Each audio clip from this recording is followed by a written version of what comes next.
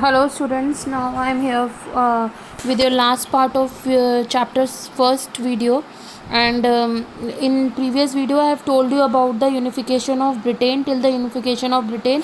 So you have read till the last video, unification of Italy, Germany and Britain. ठीक है, अब only two topics were left of this chapter and listen it carefully, then your chapter will be finished. Okay, and second last topic was the visualizing the nation.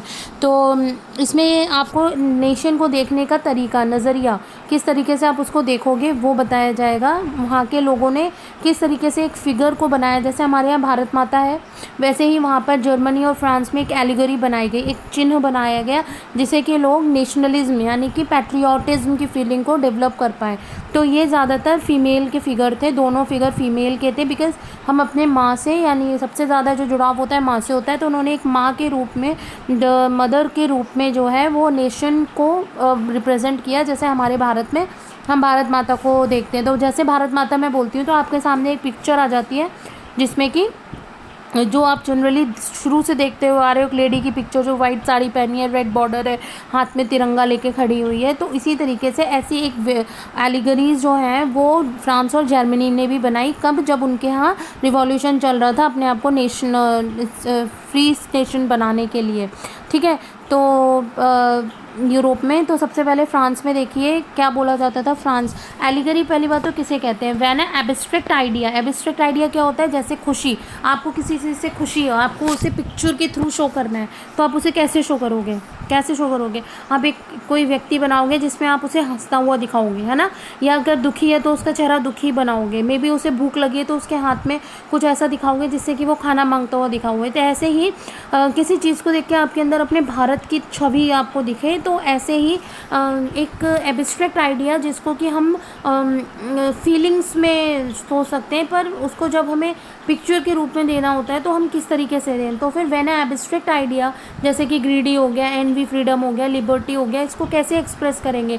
तो उस expression को जब हम represent करते हैं थ्रू अ पर्सन और a thing, तो उसको हम एलिगरी कहते हैं. ठीक है, तो एलिगरी जनरली पर्सोनिफाई, नेशन को पर्सोनिफाई करती है, नेशन को दिखाती है. जैसे फ्रांस में फीमेल एलिगरीज बनाई गई थी जो कि जिसको बोला जाता था क्रिश्चियन मैरियाने, और एलिगरी जो जर्मनी की थी उसका नाम था जर्मेनिया. तो आप इसको आसानी से समझ सकते हो, आपका अगर कभी एग्ज़ाम में आएगा तो you will you can tell easily कि जर्मनी की एलिगरी कौन थी, जर्मेनिया, और फ्रांस की कौन थी, क्रिश्चियन मैरियाने.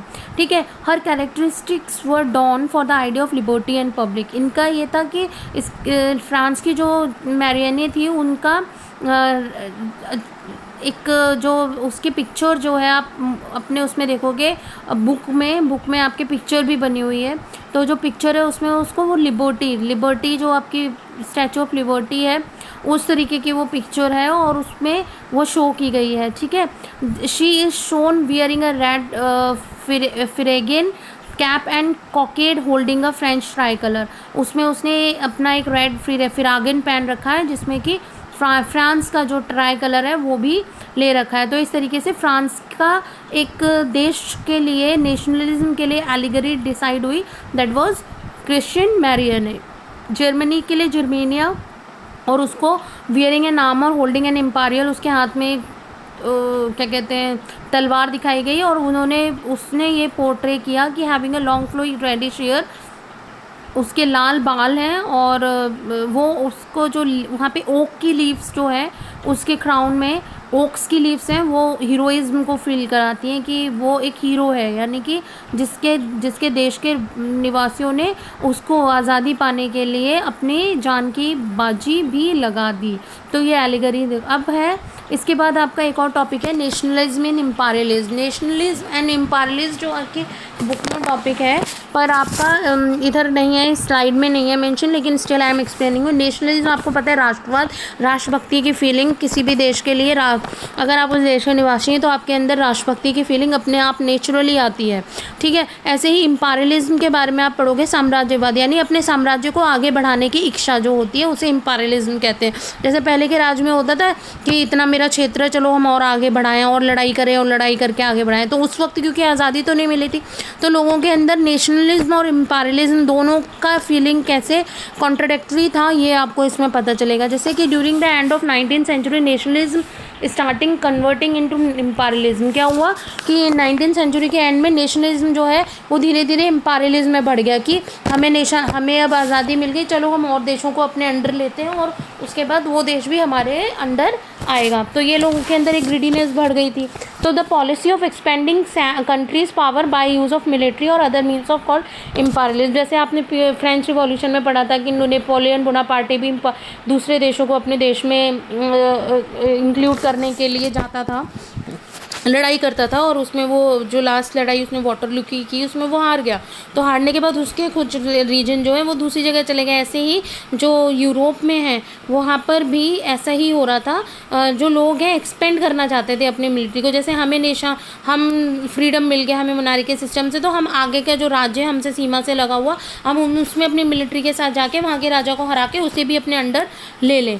तो nationalist tension started in Balkan area after 1871। तो ये टेंशन जो है एक बाल्कन एरियाज बोली जाती है, टेंशन इन बाल्कन। बाल्कन क्या है मैं आपको समझाती हूँ।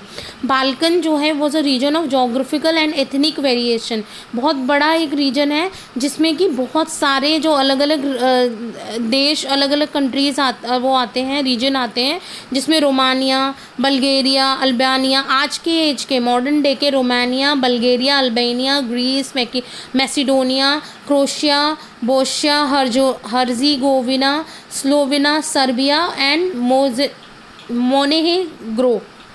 ये इसमें कुछ नाम नहीं दिए, वो मैंने आपको बता दिए। ये कंप्राइजिंग जो है इन सारे रीजन्स को इकट्ठा करके बाल्कन एरिया बोला जाता था। बाल्कन एरिया है ना, इसमें ये सारे रीजन, सारे स्टेट्स आते थे, सारे नेशंस आते थे, ये सारे नेशंस इसके अंडर आते थे, जिसको कि बाल्कन एरिया बोला जाता था। अब large of Balkans was under the control of अपाव। इसमें से जो मैंने आपको जो नेशंस बताए, इसमें से ज़्यादातर नेशन जो हैं, जैसे आपने रोमन एम्पायर पढ़ा, उधर आपने बोर्मन डायनेस्टी पढ़ी, ऐसे ही एक ऑटोमन एम्पायर था, उनके अंडर ऑटोमन साम्राज्य के अधीन ये सारे देश थे, नेशन थे, वो आते थे। तो क्या हुआ कि a large part of Balkans under the control of Ottoman empire, मैंने आपको ये बता दिया। बताने के बाद as a Ottoman empire started weakening by the one states broke. जैसे अब एक स्टेट को, जैसे बल्गेरिया को इंडिपेंडेंस मिल गई, ठीक है, तो इसने क्या किया, अपने आप को इंडिपेंडेंट नेशन सेंड कर दिया, और धीरे धीरे वो और देशों को भी बोलने लगा कि आप भी अपने आप को इंडिपेंडेंट नेशन सेंड करो। तो इस तरह से ऑटोमन एम्पायर क्या पड़ गया, वीक पड़ गया। और जैसे ही वो वीक पड़ा तो जो Balkan states were fiercely jealous of each other and each hoped the gain more territory at the expansion of the others. उन्होंने सोचा कि चलो बल्गेरिया है वो उसने अपने आप को इंडिपेंडेंस फ्री करिया, तो वो आपस में इन लोगों की इतनी नफरत बढ़ गई कि हम इसको लेंगे, हम रोमानिया को लेंगे, रोमानिया सोच रहा है मैं अल्बानिया को लूँगा अपने अंडर, है ना, तो मेरे साम्राज्य के अंदर आना चाहिए। तो इस तरीके से जैसे जैसे इंडिपेंडेंट नेशंस बनते गए, इनके बाल्कन्स में जो है बाल्कन स्टेट से इनमें बहुत ज़्यादा टेंशन हो गई। तो various Slavic nationalities and that led to event of tension. तो ये टेंशन हो गया, तो क्या हुआ कि matter were further complicated when powers like Russia, Germany, England, Austro Hungary jumping in the scene which is finally led to a first world war. तो इसमें क्या हुआ, अब जो बड़े बड़े कंट्रीज़ हैं जो कि बहुत अच्छे लेवल पे उनके पास फिनेंशियल कंडीशन है, वो इसमें कूद पड़ी हैं, और कूदने के बाद ये रीजन जो है बाल्कन रीजन ही एक बहुत बड़ा कारण बना पहले विश्व युद्ध का। ठीक है, तो टेंशन इन बाल्कन इस तरीके से आपको समझ में आता है कि 8-10 नेशन थे जो आपस में एक साम्राज्य के अंदर थे। जब एक फ्री हुआ तो एक दूसरा लड़ने लगा कि हमें भी फ्री होना है, और एक दूसरे को अपने अंडर अपनी डायनेसिटी में मिलाने के लिए लड़ने लगे। लेकिन इसी बीच कुछ पावरफुल कंट्रीज़, पावरफुल नेशंस जो हैं वो भी इस बीच में कूद पड़े, और उन लोगों ने भी इसमें लड़ाई शुरू कर दी। और ये लड़ाई एक बहुत बड़ा कारण बनी आगे चल के फर्स्ट वर्ल्ड वॉर का। तो आपका ये चैप्टर यहीं पे ख़त्म होता है। उसके अलावा आपको ये चैप्टर्स की सारी वीडियोस दोबारा सुननी है। Next tomorrow I will send the PDF of question answers and your chapter is finished of history. First chapter is finished. if you have any problem or doubt, you can ask in a group anytime. Okay.